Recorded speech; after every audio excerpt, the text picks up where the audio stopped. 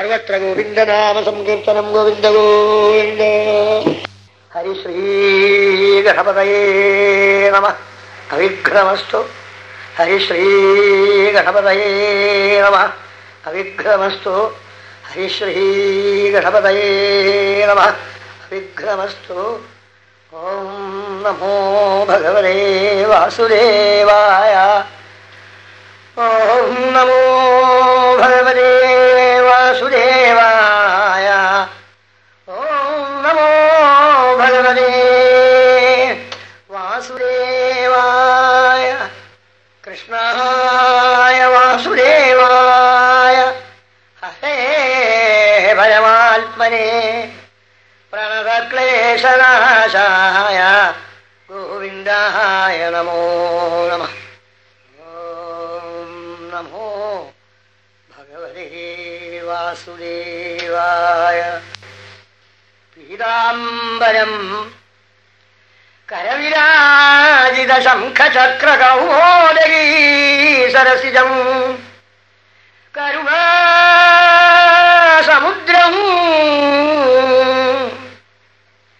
രാധാസഹായമതിസുന്ദരമന്ദഹാസം വാദാലേശമനിശം ഹൃദി ഭാവയാമി. പവനതനയചേത പങ്കജാർക്കം മുനീന്ദ്രൈരനുദിനമനുസേവ്യം കോമളം ശ്യാമളാംഗം ദിനകരകുലദീപം ജാനകീ ഭാഗ്യരാശിം കരധൃത ശരജാവം നൗമി വിദ്വാദ്രിനാഥം. ധ്യേയം സദാ പരിഭവഭ്രമഭീഷ്ടദോഹം തീർത്ഥാസ്പദം ശിവവിരിഞ്ചിനുദം ശരണ്യം ഭൃത്യാർത്തിഹം പ്രണതബാലഭവാബ്ധിബോധം വന്ദേ മഹാപുരുഷ തേ ശരണാരവിന്ദം.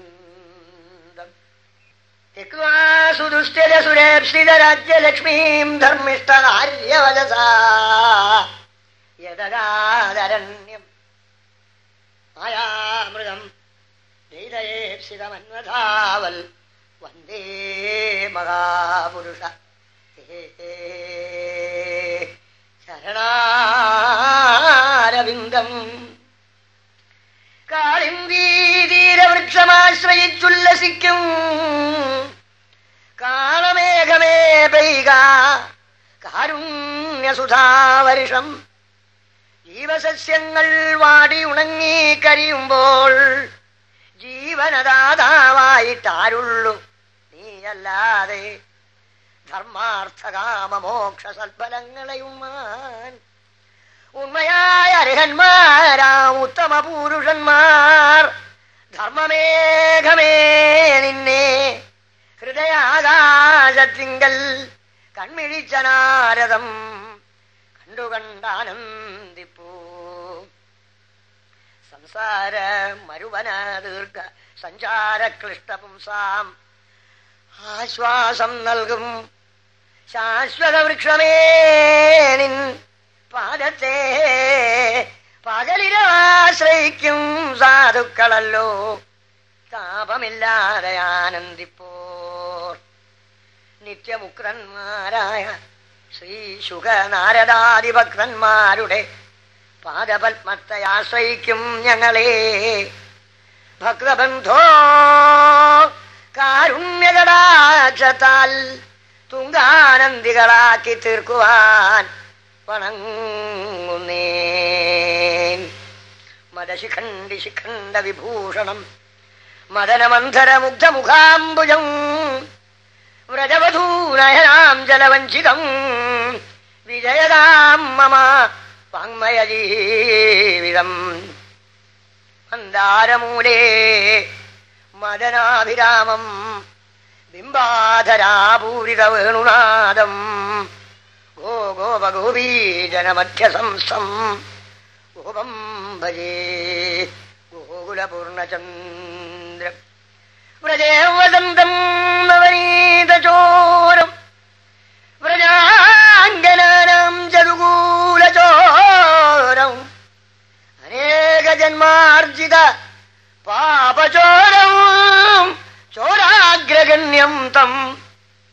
ചോരാഗ്രഗണ്യം തമകം ഭജാമി.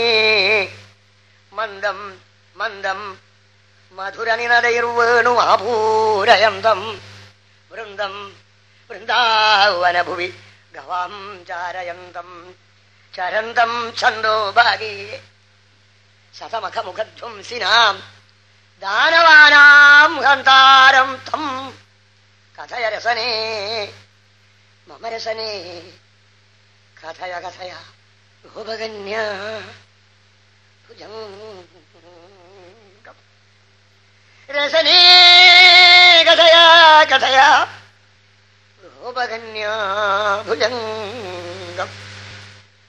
യോഗീന്ദ്രാണാം ത്വദംഗേഷ്വഖില സുമധുരം മുക്തിഭാജാം നിവാസോ ഭക്താനാം കാമവർഷദ്യുതരുകിശലയം നാഥാ തേ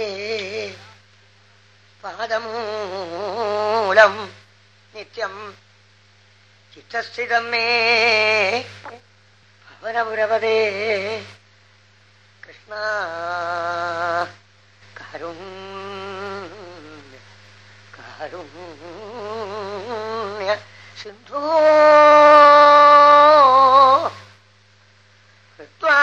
നിശേഷതാപാൻ പരിശതു പരമാനന്ദ സദോഹലക്ഷ്മീ.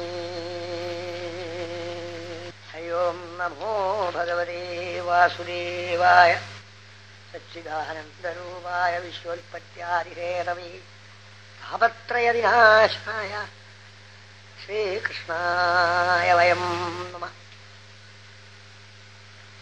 ധന്യ സുഹൃജനങ്ങളെ, മഹൽജനങ്ങളെ, ശ്രീമദ് ഭാഗവത മഹിമ ആദ്യം തന്നെ അത് അവാച്യം എന്ന് പറയട്ടെ. വാക്കുകൊണ്ട് പറഞ്ഞ് ഇന്നത് എന്ന് ഒരു ഇത്രയേ ഉള്ളൂ സമാപിച്ചു എന്ന് പറയേണ്ടതായ വിഷയങ്ങളിൽ പെട്ടതേ അല്ല ഭാഗവതം.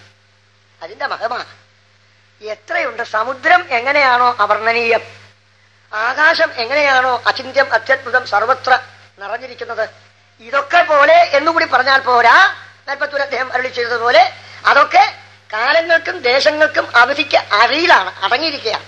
അതിൽ നിന്നും ഉയർന്നു നിൽക്കുന്ന അത്യന്തം കാലങ്ങൾക്കും ദേശങ്ങൾക്കും അവധികൾക്കും അതീതമായി ശോഭിക്കുന്ന ആ ഭഗവാൻ തന്നെയാണ് ഇതം ഭാഗവതം. എങ്ങനെയുള്ളതാണ്? വാങ്മയീ മൂർത്തി പ്രത്യക്ഷ വർത്തതേ ഹരേ എന്ന് പറയാൻ കഴിഞ്ഞിരിക്കുന്നു. അപ്പൊ ഭഗവാൻ എങ്ങനെയാണോ ദേശകാലാദി നിർമുക്തം, എത്രയും അത്യത്ഭുതം, അവാങ്മന ഗോചരം, അനിർവചനീയം എന്നൊക്കെ ഉപനിഷത്തുകളിൽ ഘോഷിക്കുന്നുവോ അതൊക്കെയും ഈ ഭാഗവതത്തെ സംബന്ധിച്ചോളവും പരിപൂർണമായും അന്വർത്ഥമാണ്. കാരണം രണ്ടും തുല്യമാണ്. ഒന്ന് ദൃഗ്മയമായ രൂപമാണ് നമ്മൾ അന്ന് അവതാരം ചെയ്ത രൂപങ്ങളെ കണ്ടുകൊണ്ടിരിക്കുന്നത് എങ്കിൽ ഇന്ന് ആ അവതാരങ്ങളൊക്കെയും തന്നെ മനോമുകുരത്തിൽ വന്നങ്ങനെ പ്രകാശിക്കുകയാണ്. കണ്ണാടിയിൽ പ്രതിഫലിക്കുന്ന പോലെ നമ്മുടെ ഹൃദയത്തിൽ വാക്കുകളെ കൊണ്ട് അവിടുത്തെ മധുര ലീലകളെ കേട്ട് കേട്ട് കേട്ട് അതൊക്കെ ഹൃദയത്തിൽ കൂടിയിട്ട് അങ്ങനെ രൂപഭാവങ്ങളിൽ കൂടി ഭഗവാന്റെ ദിവ്യങ്ങളായിരിക്കുന്ന രാമചന്ദ്രൻ എന്ന് പറയുമ്പോൾ നരസിംഹം എന്ന് പറയുമ്പോൾ ആ ഘോര നരസിംഹത്തിന്റെ രൂപം ഓർമ്മ വരികയാണ്. പർവ്വതോദ്ധാരണമായിരിക്കുന്ന ഭഗവാന്റെ ആ മോഹനമാകുന്ന കൂർമ്മം എന്ന് പറയുമ്പോൾ ഒരു പർവ്വതത്തേക്ക് ഉയർത്തുന്ന ഓർമ്മ വരികയാണ്. ഇതാണ് വാങ്മയ രൂപമാണ്. അതൊക്കെ വാങ്മയ രൂപങ്ങൾ മാത്രമല്ല, ഹൃദയത്തിൽ പ്രകാശിക്കുന്നതോടൊപ്പം 10ാമത്തെ സ്കന്ധത്തിൽ ഘോഷിക്കുന്ന കൃഷ്ണരൂപം വരുമ്പോഴോ അത് വാങ്മയത്തിൽ കൂടി ദൃങ്മയവും എല്ലാ പ്രകാശിക്കുന്ന വസ്തുക്കളിലും തിളങ്ങി വിളങ്ങി നമ്മളിൽ ഹൃദയത്തിൽ അങ്ങനെ ഓളം പറ്റുന്ന സമുദ്രത്തിലെ അലകൾ പോലെ ഭാവഗംഭീരമായിരിക്കുന്ന ഏതോ ഒരു അചിന്ത്യമായിരിക്കുന്ന ലഹരിയിൽ നമ്മൾ എത്തുകയാണ്. ശ്രീകൃഷ്ണ ഭക്തി വാസ്തവത്തിൽ ഒരു ലഹരി തന്നെയാണ്. മറ്റെല്ലാ മൂർത്തികളെ കുറിച്ചുള്ള ഭക്തികളും ലഹരി തന്നെയാണ്. എങ്കിലും ലഹരി എന്ന് പറഞ്ഞാൽ എല്ലാം മറക്കൽ തന്നെ, ശരീരത്തെയും മറക്കൽ തന്നെ. പക്ഷെ ശ്രീകൃഷ്ണ ഭക്തിക്ക് മാത്രമേ സർവത്ര സർവേന്ദ്രിയങ്ങളെയും മരവിപ്പിച്ച് ആ ആത്മസ്വരൂപത്തിൽ നൃത്തം ചെയ്യും നമ്മുടെ ഹൃദയം. ഗോപികൾ അത് അനുഭവപ്പെടുത്തി കാണിച്ചു തന്നു. തന്മനസ്കകളായി, തദാലാപകളായി, തദ്വിശേഷ്ടകളായി, തദ്ഗുണം തന്നെ പാടുന്നവരായി, ആത്മാവ് തങ്ങളുടെ ശരീരമെന്നും ഗേഹം തങ്ങളുടെ വീടെന്നുള്ളതും മറന്നുകൊണ്ട് അവരൊക്കെയും കൃഷ്ണപ്രേമ ഉന്മാദകളായി, മതോന്മത്തകളായി, കൃഷ്ണപ്രേമ മതോന്മത്തകളായി.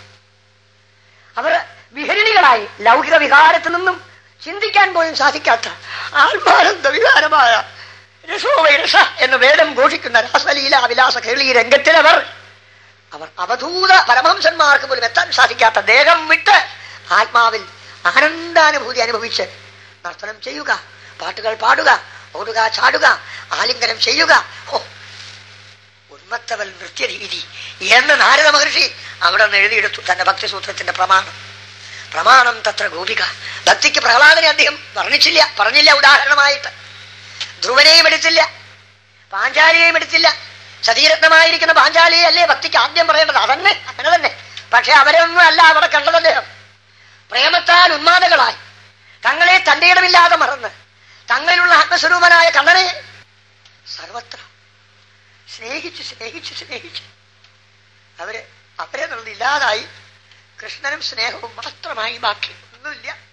അത് മാത്രം അവശേഷിച്ചു. അവർക്ക് ശരീരമില്ലാതായി, വികാരമില്ലാതായി, വിചാരമില്ലാതായി, സർവത്ര കൃഷ്ണൻ. അതാ ഉദ്ധവനോട് വിരൽ ചൂണ്ടി ഭഗവാൻ. മനസ്സിരുത്തണം ഉദ്ധവ, അവിടെ ചെന്നാൽ ചിലതൊക്കെ കാണും എന്നേ പറഞ്ഞോളൂ. എന്തൊക്കെയാണ് കണ്ടുപഠിക്കട്ടെ. ഭക്തിദ്വേഗം സകലഭുവനെ ദുർലഭം ധരിശയിഷ്യൻ എന്ന് അവിടെ ചെന്നാ പഠിച്ചോളൂ അദ്ദേഹം. കാരണം ഇദ്ദേഹത്തിന് എല്ലാം നിറഞ്ഞു, ഇനി പഠിക്കാനൊന്നുമില്ല. അദ്ദേഹം ജ്ഞാനിയിൽ അഗ്രഗണ്യൻ, വൃഷ്ണീനാം പ്രവരോമന്ത്രി, കൃഷ്ണസ്യ ധൈരസഖ, ശിശു ബൃഹസ്പതിയുദ്ധവ. പോരാ ബുദ്ധിസത്തമ. നീ എന്താ വേണ്ടതിന് യോഗ്യത? എല്ലാ ഡിഗ്രികളും അദ്ദേഹത്തെ കഴിഞ്ഞേ. പക്ഷേ ഭക്തിദ്വേഗം സകലഭുവനെ ദുർലഭം അതൊന്ന് കാണട്ടെ. അതിന്റെ പോരായ്മ തീർന്നു കുറച്ചത്. അതാണ് അദ്ദേഹം അവസാനം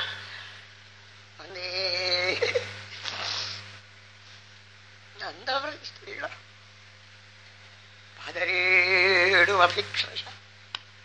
ദൂരെ നിന്നുകൊണ്ടാ പറയുന്നവരെ അദ്ദേഹം. ഞാൻ ഉദ്ധവനെ ദൂരെ നിന്നുകൊണ്ട് ഞാൻ അങ്ങോട്ട് വരില്ല, എനിക്ക് അങ്ങോട്ട് വരാനായിട്ടില്ല. അത് പാതരയിടും. നിങ്ങൾ നടന്നു പോയവരല്ലേ, നിങ്ങളുടെ ഈ പാതരയെടുക്കൽ കൂടി ഞാനൊന്ന് നെറ്റിമുട്ടി അങ്ങോട്ട് വരട്ടെ. അതെന്താ? ഞങ്ങൾ പെണ്ണുങ്ങളല്ലേ, സാധാരണ പെണ്ണുങ്ങളല്ലേ ഉദ്ധവ സ്വാമി? അങ്ങ് വളരെ സ്വന്തമായ കൃഷ്ണന്റെ ഹൃദയമല്ലേ?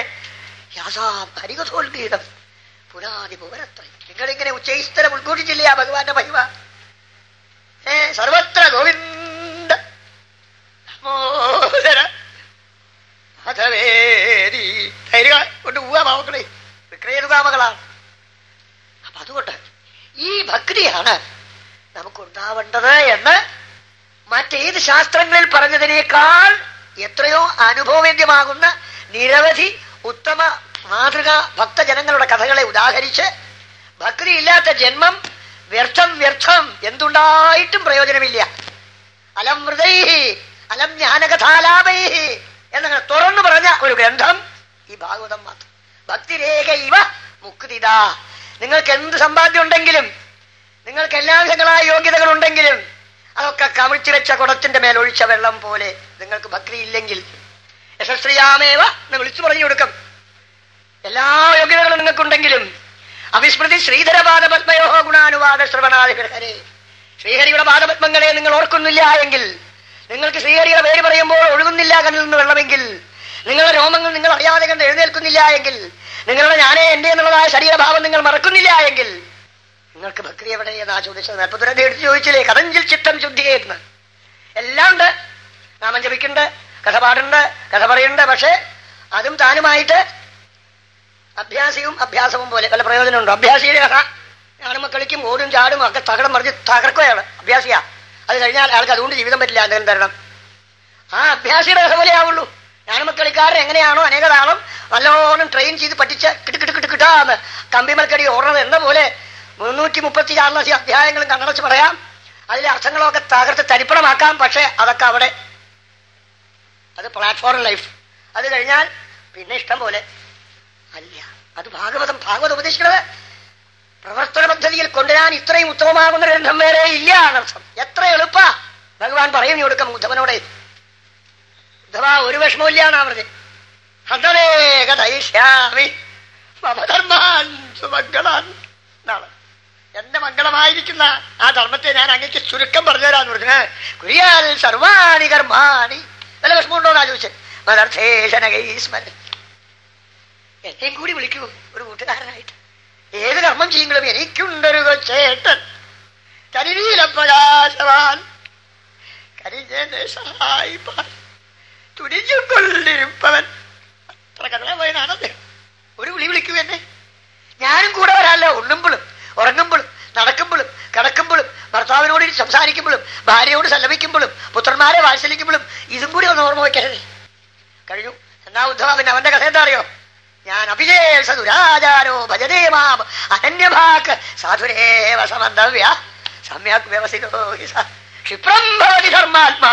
തങ്ങോട്ട് കഴിഞ്ഞിട്ട് ഉച്ചത്തിനൊരു പ്രതിജ്ഞയാണ്. പറഞ്ഞോളൂ ഉണ്ണി അർജുന, കൗന്ദേയ പ്രതിജാതി നമേ ഭക്തം പ്രദർശനി.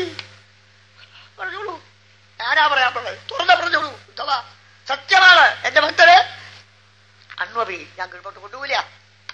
ഇത്ര തന്റെ ഇടത്തോടുകൂടി സ്വഭക്തന് തന്റെ വിശുദ്ധമായ വിശാല ഹൃദയത്തെ തുറന്നു കാണിച്ച ഒരു പുരാണം വിഷ്ണു പുരാണത്തിലോ ഹരിവംശത്തിലോ ബ്രഹ്മാണ്ഡ ബ്രഹ്മവൈവർത്താദികളാകുന്ന ഇതര പുരാണങ്ങളിലോ ഇത് പ്രഖ്യാപിക്കാത്തത് കൊണ്ട് അങ്ങക്ക് ന്യൂനത വന്നു വ്യാസ എന്ന് തുറന്നു പറഞ്ഞ നാരദന്റെ വാക്കുകളെ ബഹുമാനപൂർവ്വം ആദരിച്ചെഴുതിയ ഗ്രന്ഥമാണിത്. അങ്ങ് ധർമ്മശാസ്ത്രം ചെയ്യാൻ വന്ന ഭഗവാനെ കുറിച്ച് യുഗുപ്സിതം കർമ്മ പറഞ്ഞില്ലേ? അങ്ങ് പലതും വെട്ടു, അതൊക്കെ തിരുത്തു എന്ന് പറഞ്ഞു. അങ്ങ് എഴുതിയത് വളരെ തെറ്റ് വന്നുപോയി. അങ്ങ് എഴുതിയ ഭാരതം വായിച്ചവരൊക്കെ പിന്നെയും കറങ്ങും കിട്ടോ ഇത് തന്നെ. അതുകൊണ്ടൊന്നും കാര്യമായില്ല. ധർമ്മം യഥാ ധർമ്മ അർത്ഥകാമ അത് മുഴുവൻ അങ്ങ് ഭംഗിയായിട്ട് വർണ്ണിച്ചു. വാസുദേവസ്യ മഹിമാക്കി അനുവർണിത. പൊന്ന് കണ്ണനെയൊക്കെ വർണ്ണിച്ചില്ല. യശോദമ്മയുടെ മുമ്പില് കൈകൂപ്പിൽ നിന്നുകൊണ്ട് എന്നെ അമ്മ ഇനി തല്ലരുത്.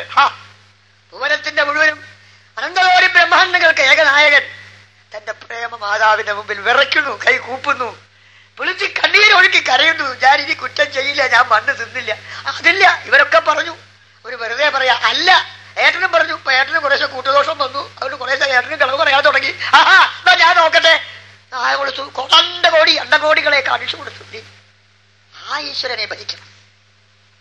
ആ ഈശ്വരനിൽ സമന്വയം ചെയ്യാത്ത ഒരു ഈശ്വര പദമില്ല. കകാരത്താൽ കൃഷ്ണന്റെ പരിപൂർണമാകുന്ന കമലാകാന്തത്വം വിളിച്ചു പ്രഖ്യാപിക്കണം.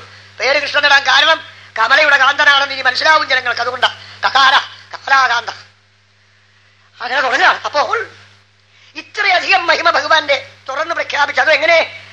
അനേക കോടി ബ്രഹ്മാണ്ഡ നായകനാണ് ഭഗവാനെന്നും പരിപൂർണതമ എന്നുമുള്ളതിനെ തെളിയിച്ച ഒരവതാരം. അംശാവതാരം, ആവേശാവതാരം, കലാവതാരം, പൂർണ്ണാവതാരം, പരിപൂർണാവതാരം. ഇതിനു മുമ്പേ ഉണ്ടാക്കുന്നത് ഈ അഞ്ചും കഴിഞ്ഞ് പരിപൂർണതമ കൃഷ്ണ. ആറാമതൊരു വകുപ്പ് അത് മാത്രം. അതിൽ എ ബി സി ഡി ഇല്ല. മറ്റതിലൊക്കെ എ. അംശാവതാരം എ തുടങ്ങാണ്. കപിലൻ എ, ബി വ്യാസൻ ജ്ഞാനം കലയാണ്, അത് രണ്ടും. ഇനി സി വേറെ കിടക്കണു. അംശാവതാരം ജപദഗ്നിപുത്രൻ ഇങ്ങനെ തുടങ്ങിയിട്ട് അതിലൊക്കെ വംശാവതാരം എ ബി സി, കലാവതാരം എ ബി സി ഡി അങ്ങനെ പറയാം. ഇതിലോ പൂർണ്ണാവതാരം അതുകൊണ്ട് ഒരു എയും ബിയും. നരസിംഹവും ശ്രീരാമചന്ദ്രൻ പൂർണ്ണാവതാരങ്ങളാണ്. പക്ഷെ പരിപൂർണതമ കൃഷ്ണ. പരിപൂർണം ഈശ്വരത്വത്തിന്റെ പരിപൂർണതയിൽ ഒരു ദിവ്യമായിരിക്കുന്ന രൂപം നമുക്ക് ഭാവന ചെയ്യാൻ സാധിക്കണം എന്ന് ആ കരുണാമയനായ ഭഗവാൻ ശ്രീകൃഷ്ണൻ നിശ്ചയിച്ച് ശ്യാമസുന്ദരനായി കോമളാംഗളായിരിക്കുന്ന കരചരണാദ്യ അവയവങ്ങളോടുകൂടി പ്രേമം മുഴുവനും തന്നെ തന്റെ ഓരോ നടപ്പിലും അധരം മധുരം വദനം മധുരം വചനം മധുരം മധുരാധിപതേരധികം മധുരം സർവത്ര മധുരം മധുരം മധുരം. ഇങ്ങനെ ഒരു അവതാരം. ആ കഥകൾ കേൾക്കുമ്പോൾ അതാണ് മാഹാത്മ്യം. ഒരു വസ്തുവിന്റെ യോഗ്യതയെപ്പറ്റി മറ്റു ജനങ്ങൾ അറിവുള്ളവർ പറയുമ്പോൾ വേണം അതിനെ ശരിക്കും മനസ്സിലാക്കാൻ സാധിക്കുക. അങ്ങനെ പറ്റുള്ളൂ എന്തും. അത് ഇന്ന് ലൗകികത്തിലെ വിഷയങ്ങളായാലും അതല്ലാത്ത ആത്മീയ വിഷയങ്ങളായാലും അറിവുള്ളവർ പറഞ്ഞു തന്നെ മനസ്സിലാക്കി തരണം. അതിനാലാണ് നാളെ നടക്കാൻ പോകുന്ന മഹായജ്ഞത്തിന്റെ മഹിമ. ജ്ഞാനയജ്ഞത്തിൽ വെച്ച് അത്യന്തം ഉന്നതമായ ജ്ഞാനയജ്ഞം ഇത് തന്നെയാണ്. ദ്രവ്യയജ്ഞ, തപോയജ്ഞ, ഇവിടെ പറഞ്ഞിട്ടുണ്ടല്ലോ. അങ്ങനെ പല യജ്ഞങ്ങളുണ്ട്.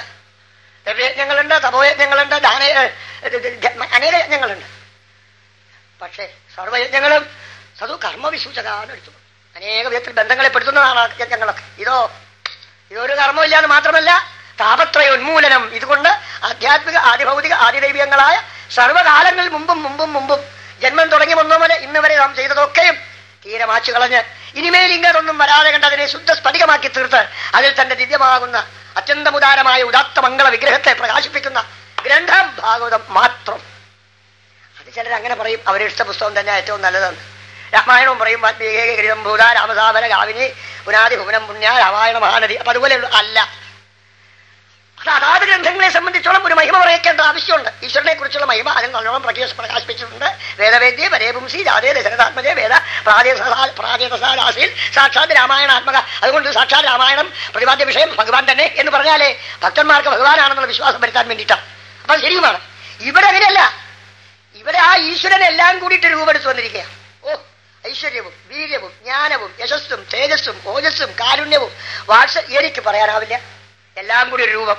അത് ആ അമ്പാടി മണിക്കുട്ടലിൽ തന്നെ നമ്മുടെ അരുമയായ രൂപത്താവും. എന്ത് അഴകാർന്ന രൂപം! സുന്ദരി ഒത്തരതോപി സുന്ദരതരം തൊദ്രൂപം. മറ്റൊരുപാട് കണ്ടിട്ടാ പറഞ്ഞത്. ഇങ്ങനെ ഒരു സൗന്ദര്യ വസ്തു ലോകത്തിൽ വരില്ല കേട്ടോ എന്നാണ്. അതാണ് ഭാഗവതത്തിന്റെ മഹിമ. ആ കൃഷ്ണനെ നമ്മുടെ ഉള്ളിലുണ്ട്. അത് പ്രകാശിപ്പിക്കുന്നു ഈ ഗ്രന്ഥം. വന്ന് പ്രകാശിക്കണ്ട, പ്രകാശിച്ചു കൊണ്ടിരിക്കുന്നുണ്ട്.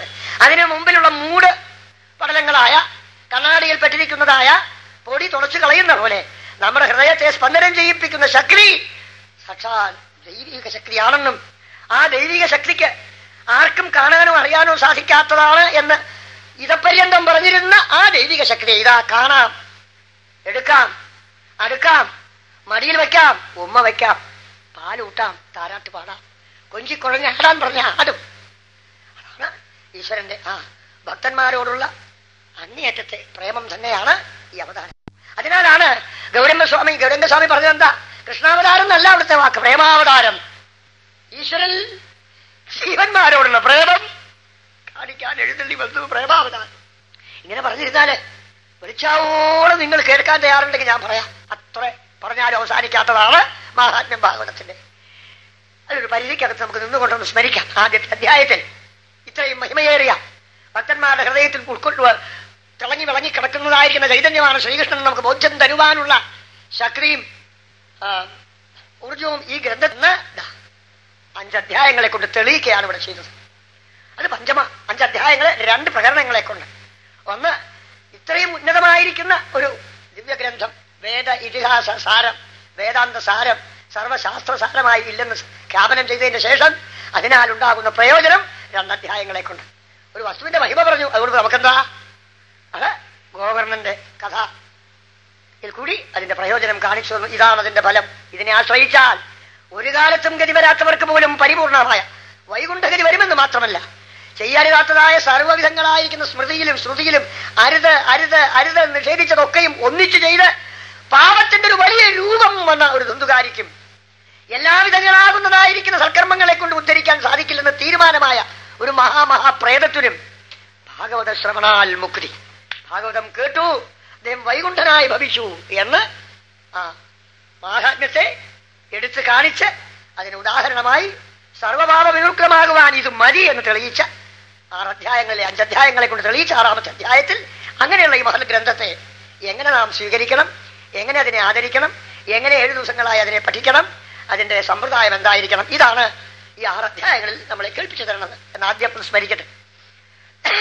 എങ്ങനെ അതിന്റെ ആരംഭം വരുന്നു നോക്കൂ. നൈമിഷാരണ്യം എന്ന ഒരു വനം സാധാരണ വനമല്ല. ബ്രഹ്മാവിന്റെ അടുക്കൽ ഋഷീശ്വരന്മാരൊക്കെ ചെന്നു.